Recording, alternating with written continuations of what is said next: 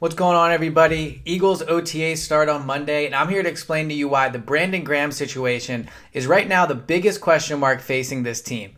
So let's talk about Brandon Graham. He's in the last year of a 4-year, $26 million contract that he signed in 2015, but a lot has changed since then. When he signed that, he was coming off playing outside linebacker in a 3-4 defense with Chip Kelly, and he played it well, but now, in 2018, he's one of the best defensive ends in the NFL. And let's talk about what's happened since Brandon Graham signed that deal. To start, he's seen Vinny Curry get a huge contract. He's seen Fletcher Cox get a huge contract. He's seen Timmy Jernigan get a huge contract. And he's seen the Eagles go out and draft Derek Barnett with their first-round pick. And not to mention, rework the contract of Chris Long to make sure he comes back. All while that's been going on, Brandon Graham, over the last year and a half or so, has wanted a new deal and he hasn't gotten it. Now, if I'm Brandon Graham, first of all, I would have held out last year because it would have been, well, during OTAs, it would have been before they drafted Derek Barnett. And Chris Long would have still been a big question mark. But now that he hasn't held out, here's where his power lies.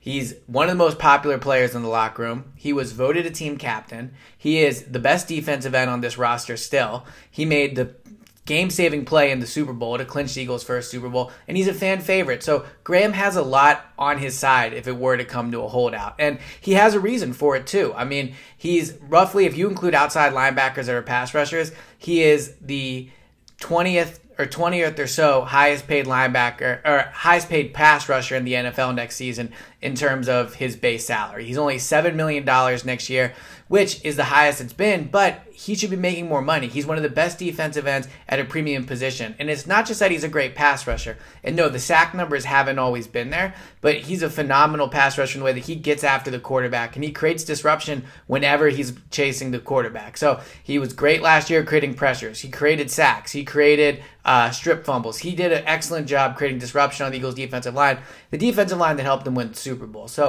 if you're Brandon Graham, you're strong against the run, you're a great pass rusher, you're still not that old, and you haven't played a ton of snaps because of injuries earlier in your career and the fact that the Eagles, they put their defensive ends in, they shift them out in and out so much. So if you're Brandon Graham, you have a legitimate reason, but if you enter the last year of this contract deal and you play on it, you're risking A, your health, B, your value will never be higher. You will not have a better year next season. 9.5 sacks last year, playing, less snaps than a lot of defensive ends do. Game-winning play in the Super Bowl. All the things I just mentioned, they're probably not going to be there next year. So if I'm Brandon Graham, I'm saying to myself, all right, I know the Eagles have paid other players. I know how much I mean to this team.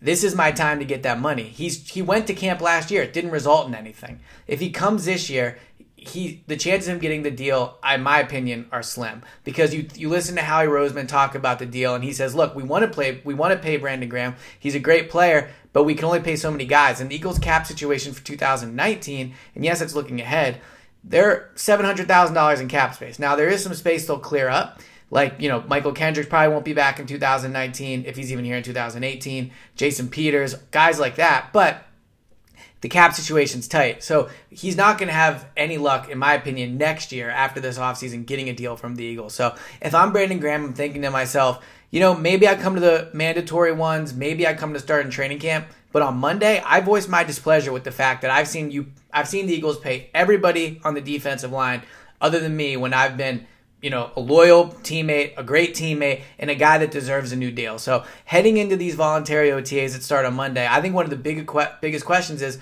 will Brandon Graham be there? And if he is, in my personal opinion, I think he's making a bit of a mistake because he didn't use his leverage last year, and I think now's the time to use that and force the Eagles' hands into a new contract.